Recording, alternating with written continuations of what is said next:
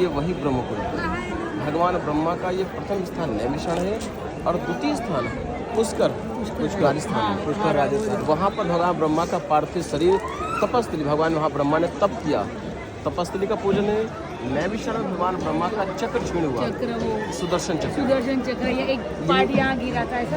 सुदर्शन चक्र पूरा सुदर्शन चक्र आकर यहाँ पर गिरा, ऋषियों को तपस्या करने का स्थान बतलाने के लिए, जिस जगह पर कलयुग का प्रवेश न हो, उस पृथ्वी की खोज के लिए सौनकादि भगवान ब्रह्मा के पास गए थे। भगवान ब्रह्मा से सौनकादि ऋषि आग्रह करते हैं कि ब्रह्मदेव, आने वाला समय कलयुग है, उस कलयुग में जो हमारे आने वाली संतानें होंगी वो अधर्मी होंगी, अनाचारी होंगी, दुराचारी होंगी और राक्षसों की पूजा करेंगी, देवताओं को कोई मानेगा नहीं।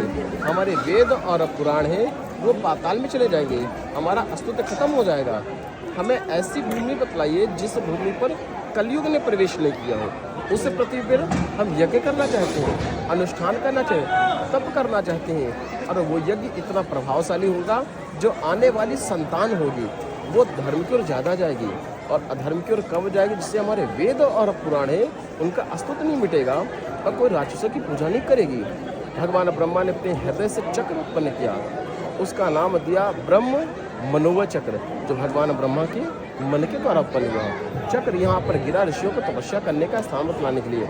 यहीं पर वेद व्यास जी महाराज, यहाँ पर नहीं साहब, यहाँ पर वेद व्यास जी महाराज ने अपने पुत्र सुखदेव जी को भागवत का ज्ञान दिया। भागवत का जी साहब, भागवत में कहा गया, वेद व्यास जी महाराज ने भागवत के महत्व में चतुर्थ श्लोक है कि नैमिषे अन्नमिष क्षेत्र है, ऋष्य सौन का दिया, उन सौन का ऋषियों के मध्य में सप्तम स्वर्ग लोकाया सहस्त्र 1000 सहस्त्र संवार्त 1000 वर्ष तक निरंतर वेद व्यास जी महाराज ने अपने पुत्र सुखदेव जी को भागवत का ज्ञान इसी नैमिषारण में दिया। 1000 वर्ष तक। यहीं पर वेद व्यास जी महाराज ने सत्यनारायण भगवान की व्रत कथा लिखी और सूत जी महाराज को सुनाई, और सूत जी महाराज ने सौनकादि ऋषियों को सुनाया, जिसका प्रथम श्लोक आता है कि एकदा नैमिषारण ऋष्य सौनकादया प्रश्मनियम सर्वे सूतम पौराणिक, के एक समय नैमिषारण महर्षि सूत जी महाराज ने सौनकादि ऋषियों को सत्यनारायण भगवान की व्रत कथा सुनाई, और भगवान राम ने आकर यहाँ पर अपने पिता दशरथ का पिंडदान दिया। यहीं पर सीता मैया ने पिंडदान दिया गया में, भगवान राम ने पिंडदान किया नैमिषारण में, और पांडवों ने पिंडदान किया बद्रिकाश्रम में। इसलिए पितरों की 3 गया, चरण पैर है बद्रिकाश्रम में, पेट नैमिषारण में, मस्तक बद्रिकाश्रम में। इसलिए भगवान राम ने यहाँ पर आकर अपने पिता दशरथ का पिंडदान श्राद्ध इसलिए किया क्योंकि उनका पेट भरा।